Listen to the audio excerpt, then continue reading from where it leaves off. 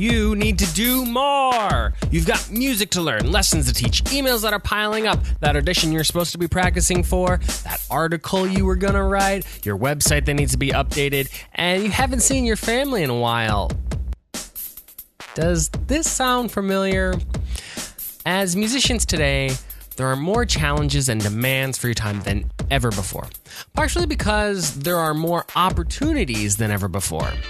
Chances are your podcast queue is filled with interviews of interesting people who are starting new funky ensembles or winning prestigious positions or becoming famous on social media. But just because you can do all this stuff, does it mean that you should? Well, today on the show, we're discussing why we need self-care and what it looks like for each of us. And turns out, like many things, it's not the same for everyone. And we share a simple test to find out how you can care for yourself based on what you value. Well, if you are new to the show, this is indeed the Per Service Podcast. We have these discussions about life in performing arts to help encourage and hopefully inspire other classical musicians to live healthy and successful lives. Because a musical life is a service to honor the composer's intentions, to present the art to a receiving audience, and to train up the next generation of musicians and patrons. And often, musicians neglect themselves in this process. So that is our mission here, to encourage you with the things that we have learned and are learning through our discussions. You can learn more about who we are by visiting our show notes page, which is www.perservice.co/28, like the numbers. One last thing, we would like to thank so much Fix Music Publishing for providing the hosting for the show. You've probably heard me say this before, that Fix Music stocks violin and piano music. Guys, that was so 2016. The orchestral expansion has begun, and they've already added a significant number of viola, cello, and double bass titles, and they're currently working on adding winds and brass. Awesome. They've spent a lot of time building a whole new system for classifying titles, so you can expect improved navigation pretty soon. And so if you need some sheet music, go check out fixmusic.com. That's FICKS music.com. And don't forget, you can use the promo code PERSERVICE, no space, and that will get you 10% off your order. All right, here is the show. So I suppose we could begin this conversation the way I end every podcast, is that I say, be well and practice well. And it's kind of always seemed like a little kitschy phrase. And it is, okay, I'm not going to deny that. It's like, I feel like Jerry Springer's take care of yourselves and each other was already taken. Jerry So I had to Springer says that. That's interesting. Yeah. It was always alarming. Remember What does he say? Say it one more time. He says, remember, take care of yourself. Except what he actually means is drag people here and punch each other in the face for $100 a pop. Right. Fun times. I would have loved to see the Catch Me Outside, How About That girl on his show. I feel like she missed her generation. She did. You're so right. I do. Oh, excuse me? Catch Me Outside? How about that? Guys, are you living in 2017? Because Christian and I are. Yeah, you need to Google it. It was a girl, Dr. Didn't Phil. even understand the words that Christian said, though. I didn't either. That's the point. That's kind of the point. It's like, she's a woman of the streets, except she's like 14. Yeah, exactly. And she's a white girl. She's saying, "Cash me outside." How about that? Catch me outside. Catch me it outside. means like, I'm gonna punch you. We're gonna fight in the street. Outside. Yeah. All right, everyone, go Google it. Get an education about what teens are talking about these days. Outside. How about that? And don't get in a street fight, because that's not self-care. It's not self-care. Anna, this was an issue that is near and dear to your heart. Yeah. Just kind of talking a little bit more about what's the big deal about self-care. To me, it sounds a little frou-frou, like, oh, you just need to have a spa day. But like I was saying in the beginning, I don't think musicians, we don't talk about this. And for some reason, when I believe it was my teacher first signed an email to me once, like, be well and practice well. And it really jumped out to me because it was very uncharacteristic of him, because he was always like, you just need to practice 17 hours a day like I did, and it's just like someone else is practicing right now. And so I feel like musicians, we hear a lot is like, you just need to do more. You need to, aim higher, and you need to be playing more difficult pieces, and not like, hey, make sure you also take care of yourself. Mm-hmm. So I don't know, what comes to your mind when you think about self-care? Well, for me personally, I am attracted to the holistic approach that self-care strives to embody, this sort of thing where you want to be successful in your career, but you also want to be healthy and whole as a person, right? It's about having balance. It's about functioning well inwardly as well as outwardly. But I tend to ignore it if it looks a little bit too cliche. And I think that's a very fine line, because when things like this get popular and they get turned into a buzzword, and then you'll start seeing, there's a new hashtag for it. And then it's about how cool and how perfect can we make self-care look on Instagram or little, Vines or YouTube clips. And it's like, well, my self-care doesn't look that amazing. Or like when I have a spa day at home, everything is not perfectly mopped and cleaned and I'm not wearing a bathrobe. Although there is photo evidence of you having spa day while Maria is practicing. Yeah, actually that is true. Okay. There, caught. Gotcha. You did. No, and so right. I don't want to also compare my self-care to others. I think it can also be a very personal thing, and that makes it also hard to kind of open up about. And also, it's a rare case where opening up about your insecurities is something you do to get a compliment or do to help people like, oh, look at how well I'm taking care of myself because I'm falling apart, or like because I'm not actually doing okay. Like that's not a typical phrase you hear. And that's definitely not how someone wants to be. That's not how you want to be viewed, as the person who always has to practice self-care because they can't hold it together normally. Oh, sure. Yeah. Oh, I see what you're saying. Yeah.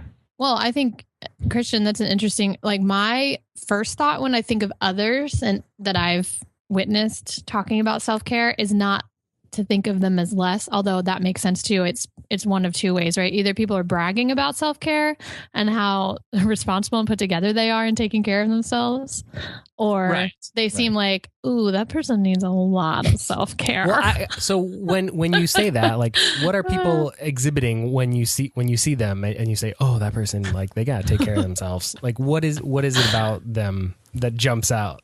Well, I think, you see people that like maybe their hygiene's not so great, or they don't seem to be sleeping enough. There are like a couple boxes you can tick off to be like, that person could use a little TLC.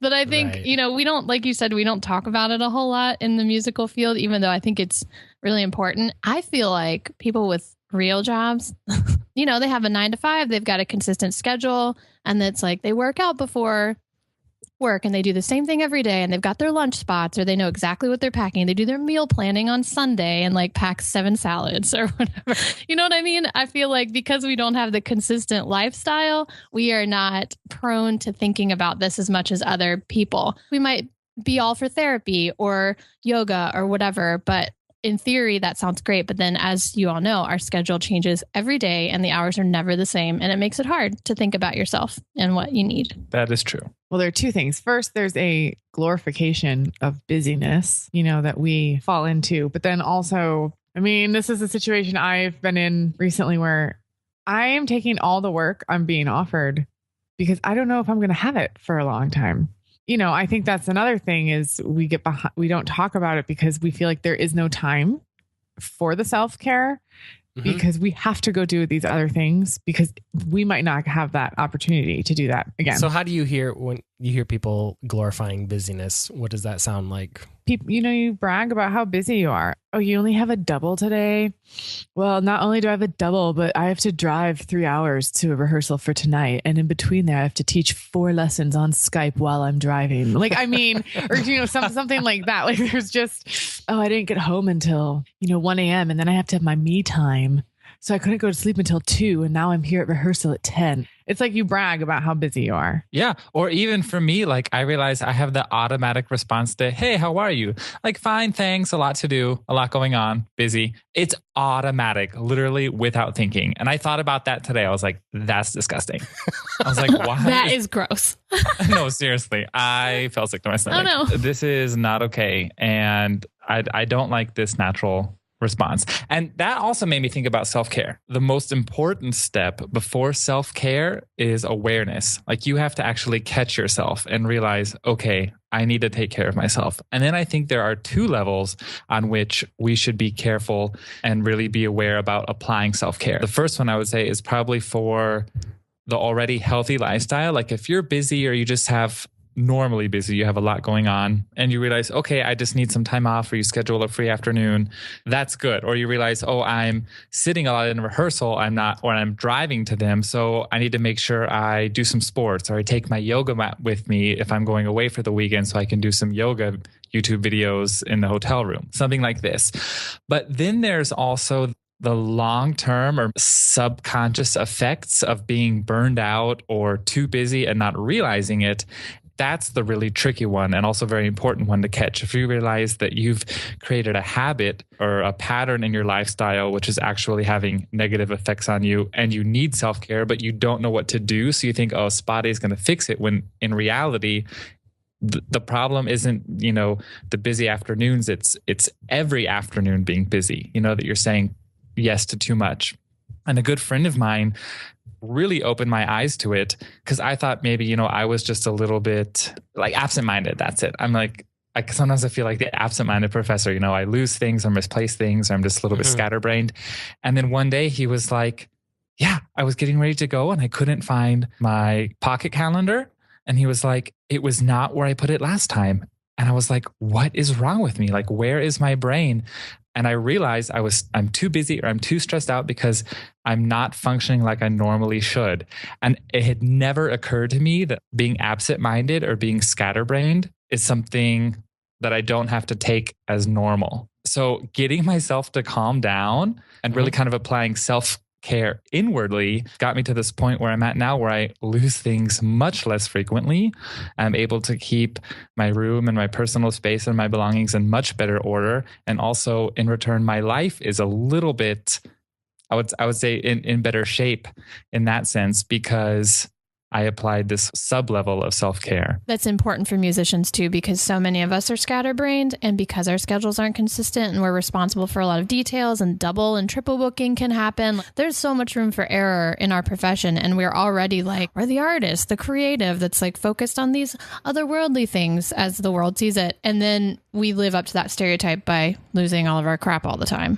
When it's not, like you're saying, like a habit, you can just form a new habit and not accept absent-minded professor status as your resting state. So it sounds like for you, the first step was just being aware of sort of these problematic states, making mistakes and being lost, just getting aware that, hey, maybe this isn't normal. Exactly. I think awareness, is definitely the first step. I'd love to get into some practical things you do to practice self-care in just a little bit. But first, I want to get back to, would you say that being aware of your need for self-care is something you just recently discovered, or is this sort of just a new fad? Is it a new buzzword? I feel like a little bit is, you always used to talk about work-life balance. Is it the same, or is this something that you started thinking about after you got out of school, when you were gigging, or when did this kind of idea start becoming more present in your life?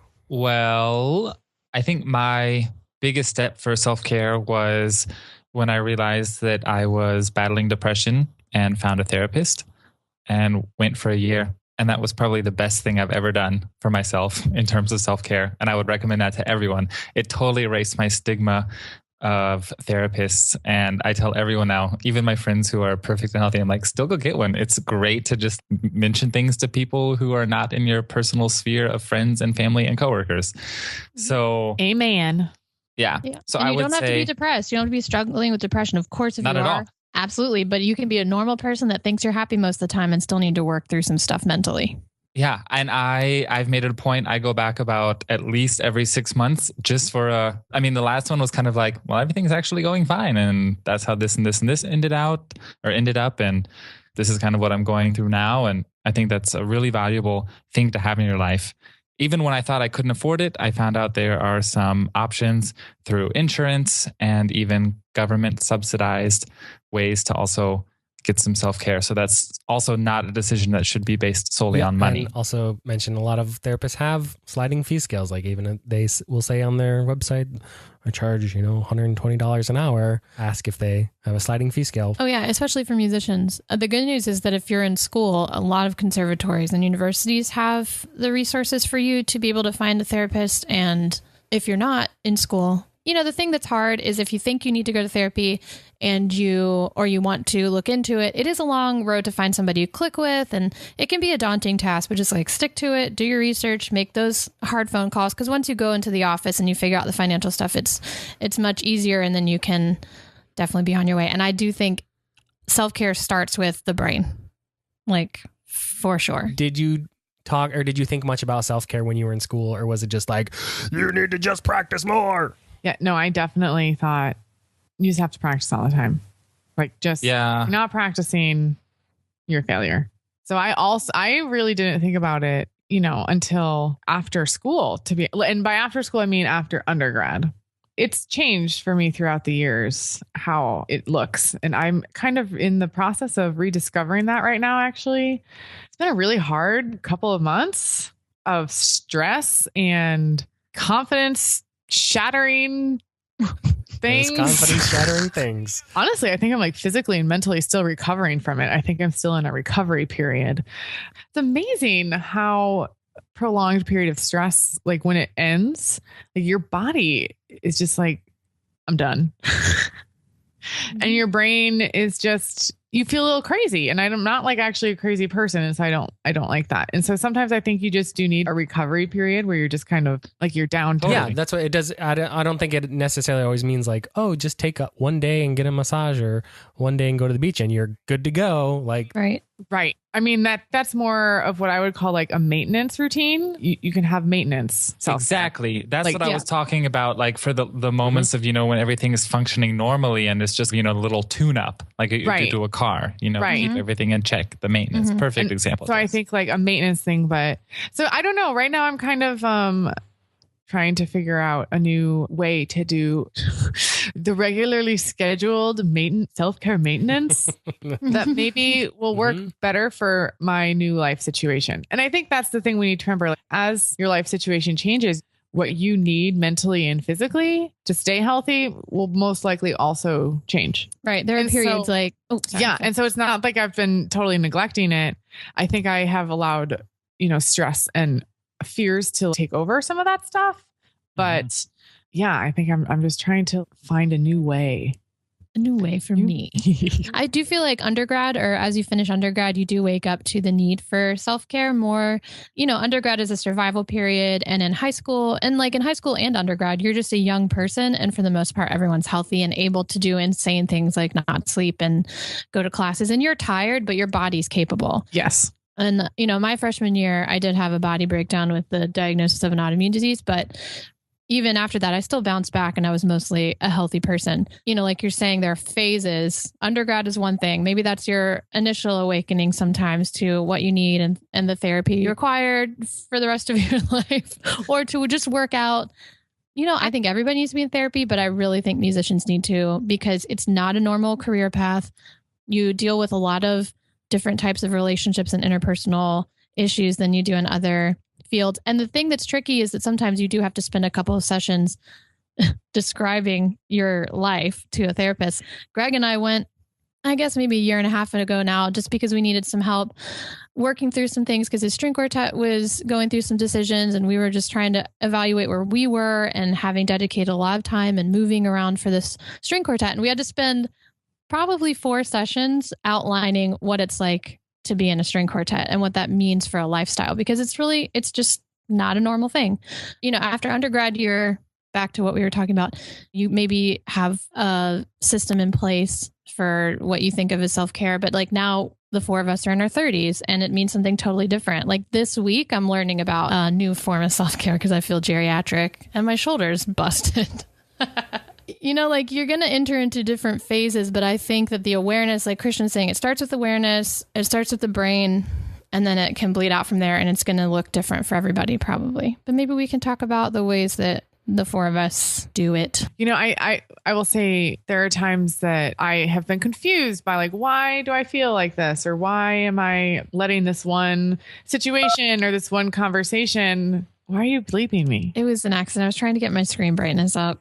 Carry on. Why am I letting this one conversation or situation, rule my life or consume so much of my brain space? when in the scheme of things, I can logically say it's not going to be a big deal, or it is going to be a big deal, but no matter what happens, life is going to continue on regardless of the outcome. And when I am honest with myself and I have a minute to really think about things, usually it's because whatever conversation or situation is consuming me or that I am allowing to consume is usually directly related to where my priorities are. Mm-hmm. And it's not always something that I like that my priority is there when I'm honest with myself. It doesn't seem like the healthiest choice. So you're wanting to know, does my self-care directly correlate to when I realize, that's where my priority is? Well, sometimes my lack of self-care or my uneven self-care, because like self-care is physical and mental for me, at least. And so sometimes like I'll do better at taking care of one thing than the other. And I usually notice that it's because there's a situation that is consuming my brain space more than it probably should. And I'm like, why is that happening? It's usually because that situation or that conversation directly relates to the area of my life that I am prioritizing. Does that make sense? It does make sense. I definitely experienced that. And then I also experienced a little bit of this phenomenon where it's like, if I'm letting a project or a fear or concern or even just general busyness kind of quench one of my priorities or quench something that I also care a lot about, that manifests itself also as mental and physical breakdown. I realize like I'm not functioning because I'm actually not taking care of my priorities or not. Mm-hmm. Works both ways. Yeah. Yeah, exactly. Oh, okay. Yeah, I get that. I think regarding how you mentioned it. And I'm not saying that priorities are bad, but I guess it comes back to the balance thing. I mean, obviously we have to have priorities. But our priorities though are telling of the way we function and how we view the world. Right. I guess that's what I mean. There have been times I've been surprised by things that I have let blow up. Or not by blow up, I don't mean explode. I just mean like start taking over more of my life. Mm-hmm. No, totally. I think that's really interesting. So Michael had us do these tests by, I think it was Dr. DeMartini or the DeMartini Institute, something like this. I hope I'm not butchering that name. And so the 5 big sectors of my life that define my priorities are in this order for me: creativity, and then number 2, socializing or self-care through food. Number 3, career success and money. Number 4, marriage and lifestyle.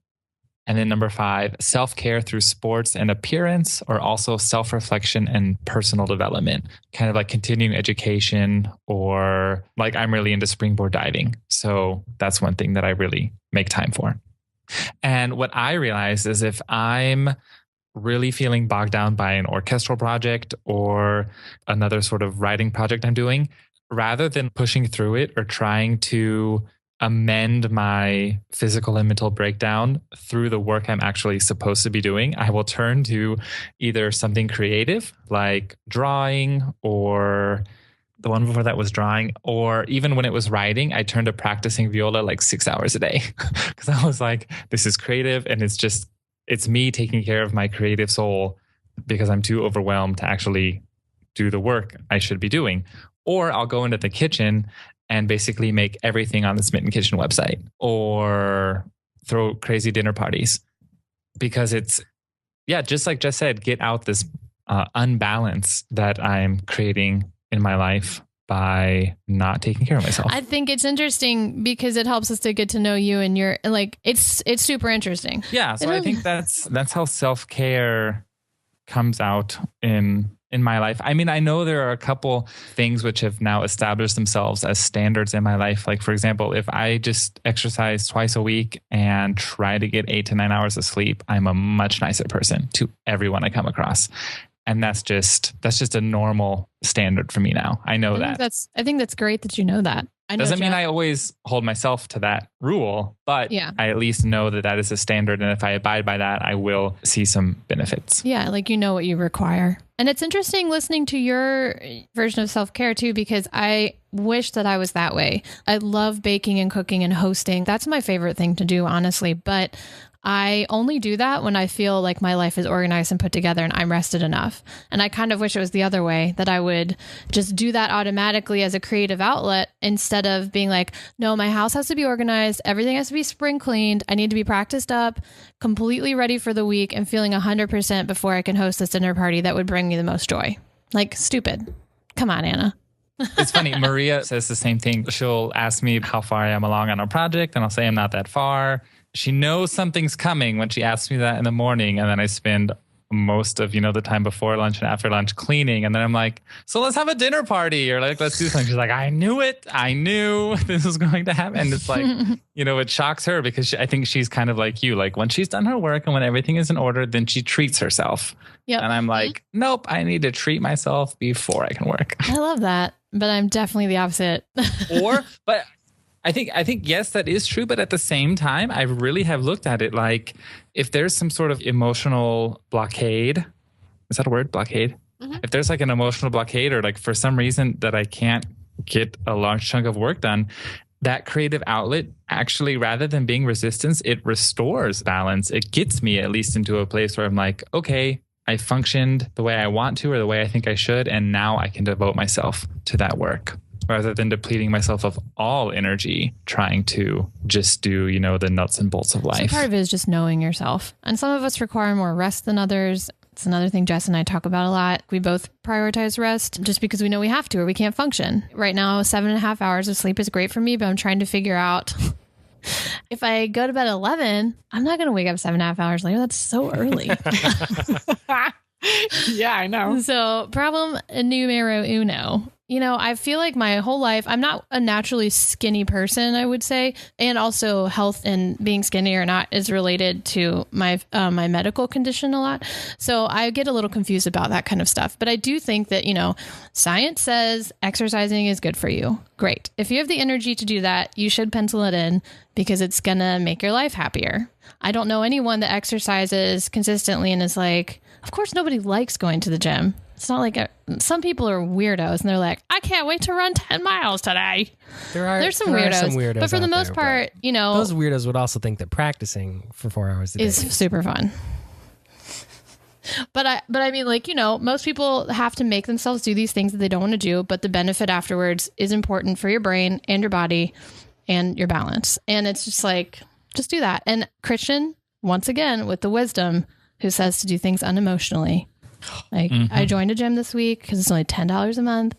And I've been 3 times because I just like put my shoes on and go out the door. I'm just like, all right, doing this now. Yeah, done. Exactly. For me, when I started thinking about it and taking the quiz, like determine your values, something that really popped out to me was just this idea of being intentional about your time and even being intentional about your self-care, and that everybody's different, that there's no, like, just because you think hanging out with friends refreshes you or energizes you, maybe it's not all your friends. Maybe it's maybe it's certain friends, because I think you have to really take stock of what friends are really life-giving and maybe what friends are, suckers. I don't know a better term for that. They're the suckers. Totally. Some people are going to make you feel rested while other people are going to make you feel drained after hanging out with them. And it's not that they're bad people. It's just because of how you guys relate to each other, or it's not like you have to dump them necessarily, but just know where you are and know if that's a good choice to hang out with that person that night. That's all. And same with me, that sometimes, I think that our mental states are fragile. Like even dumb things like the weather can really start to weigh on you. And that's, for me, I think this winter has just been really tough, being back in the Midwest here in northern Indiana, like getting through, it was just cold and gray. And I think a lot of that was also practicing a lot for auditions, and it didn't really amount to much other than, well, now I can play Don Juan pretty good. Other than that, I don't have much to show for it. And so I'm kind of feeling this like kind of stagnant creatively, because I don't necessarily view practicing for auditions as being creative. Yeah. It's like just woodshedding. And so it was interesting taking the quiz and seeing that I really value doing new things and doing new creative projects. And so for me, it was, I noticed that, I need to do something different and interesting. Sure. Okay. Start us off, Jess. Where are you at right now with self-care? Tell us about your life. Well, like I said, I'm kind of in the midst of a recovery. I don't know. It's just been a mentally difficult and physically I've been dealing with an injury and that actually forced me to do some self-care that I felt like I didn't really have time for. But then you make time when you can't play your instrument because you're in so much pain. So, I mean, don't get to that point, everybody. Terrible. No, I'm just trying to figure out I'm kind of in the building stages and I'm feeling a little depleted and a little discouraged. So how do I stay motivated to keep things up this summer so that I'm ready for whatever might come my way in the fall? And like the fall is very uncertain for me. And I think that's part of the reason I'm feeling drained is I don't know what will be. So I got to figure out how to be okay and healthy mentally and physically and violinistically, regardless of what might be coming my way. Uncertainty at all times. And I just really let it get to me the past winter. I'm trying to figure out how to get out of that. That's not a great answer to your question, but it's where I'm at. Well, hey, stay tuned for part 2. Being real is super valuable to our listeners, I think. So, Anna. Oh, what about you? Turn the table. Yeah, I'm going to turn the tables on you. I feel like my life is a cycle of telling myself things that I need to be doing and just worrying about not doing them. And I think that that's been crippling for me in a lot of ways. And like we said, I've always prioritized practicing. Practice or die was like everyone's motto until 23 when your body was like, maybe check in with me. Maybe a little check in. And so I feel like now that I'm well beyond practice or die, my main goals have been recently, and not my main goals, but my obsessions have been like, let's be healthier. Let's eat better. Let's be skinny. You know, things that aside from career, like when I took this DiMartini or however you say it test, my priorities were like career success and health and home. I love that stuff. And in order for me to be a good musician, I absolutely have to have control over my home and my space because I do prioritize rest. And now I'm at a new stage in life that I hope will last because I've been revving up to this for like 10 years where I finally have a consistent workout regimen and I'm more conscious about eating. I'm a very all or nothing person. So like either I'm practicing 10 hours a day and my body is broken and I've done nothing else, or I'm just a couch potato. So I'm really trying in the future, if I'm a mom, I'm like, I've been looking at other people thinking, how the heck does anyone have a career in music and be a mother or a wife or do anything else for themselves? So I really do want to, I'm coming at it now from a place where I just would like to feel good about my brain, my body, and my music making, and then make time for things like cooking and baking that I enjoy a lot. And I've had a similar situation this week as Jess in that, you know, I've dealt with tendonitis before, but I think living in New York is dangerous in many ways, but schlepping is a big problem here because you just like end up carrying heavy things around. And I definitely did something to my shoulder a couple months ago. And then of course, this week when I have the busiest week of all time, my shoulder was like, no, thank you. And I'm having to go get x-rays and MRI and figure it out. And it's my right shoulder, of course. But you know, you have to learn like in those moments, if you're not going to take time off, you have to take every measure you can to figure out what the problem is and to do as much as you can to be able to practice and play if you need to. And I think that's a very, very fine line. But, you know, if your body's saying, hold on, you have to listen to it and spring into action. Don't put off physical injuries. And Christian's also injured right now. So we're basically nailing it. Michael, you got any ailments going on? Join the club? I don't have any physical ailments, but I've got my share of the mental ones. Yeah, I've had the mental ailments, it sounds so funny. As a culture, we're very understanding of the physical ailments. Like, hey, I can't come to work today because I need to have a sick day. But there's no understanding for I need to have a mental sick day. If you're, you know, really battling some depression, a lot of people don't understand it, or it's not taken as seriously as like, oh, I've sprained my wrist or something and can't type.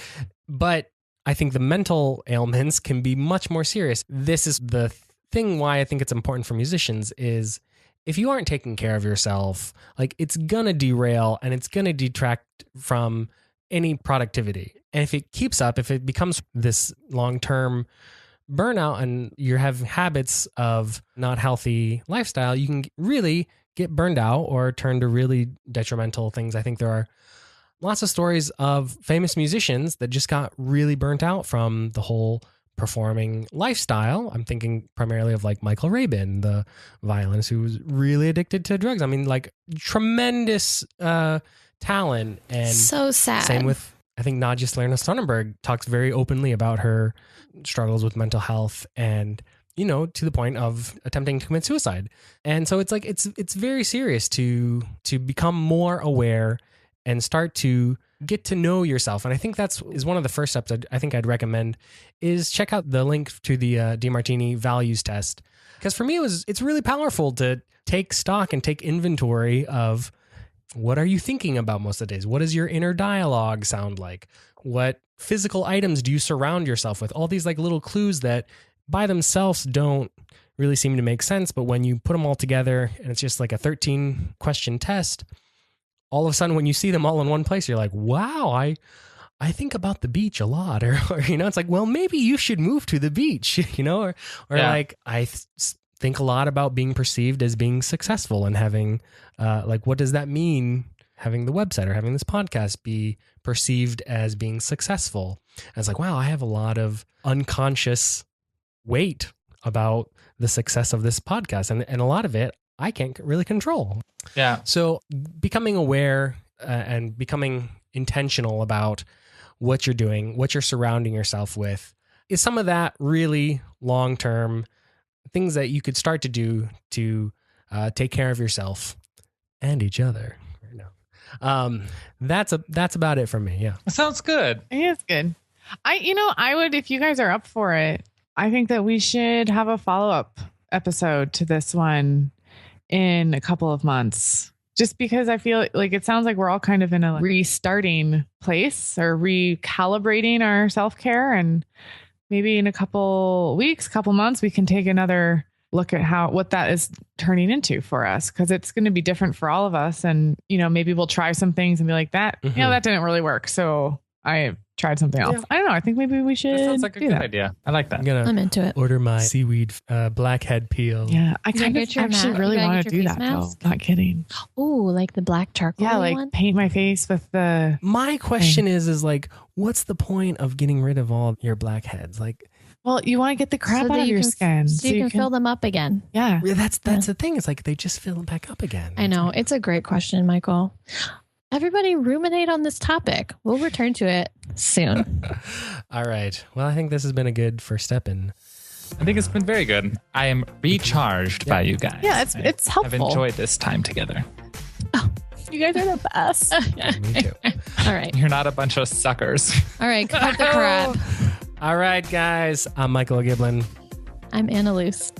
I'm Jessica Wiersma. And I'm Christian Marshall. I like that the mouth trumpet sounded a little low energy tonight. A little tired. Well, that is our show, folks. If there's one thing you did after listening to this episode, it should be to go take the Determining Your Values test by the DeMartini Institute, which you can find on our show notes page at www.perservice.co/28, like the numbers. Because spa days, vacations, staycations, or the me time are great tune-ups and good personal maintenance routines. But if you aren't intentionally taking care of what you truly value in a way that works for you, then you'll always be feeling depleted. Well, I think we all realize that we have some work to do on this, so we're going to check back in a couple episodes and see how things are going. So thank you so much for spending this hour with us. We would love to hear what you think, if you have some suggestions, or let us know what you're struggling with. Send us an email to hey@perservice.co. That's HEY@perservice.co. Or you can find us on Instagram. We are @perservicepodcast. You can leave us a note in an iTunes review, which we would definitely appreciate. The more reviews we can get, the better iTunes will recommend our show to other musicians, and the more listeners we get, the more I will think that this podcast is successful, which apparently is something that I value. So please help me help you. And this show is made possible by the support of listeners like you. We would especially like to thank Siri Bloom, Kathleen Lovingood, Sarah Lee, and Ann Bergman for their generosity by supporting us on Patreon. If you enjoy our show, would you consider making a monthly contribution so that we can devote more time to making this show better and more often? If so, search for our show on patreon.com. And of course, there's a link for that in the show notes page, perservice.co/28.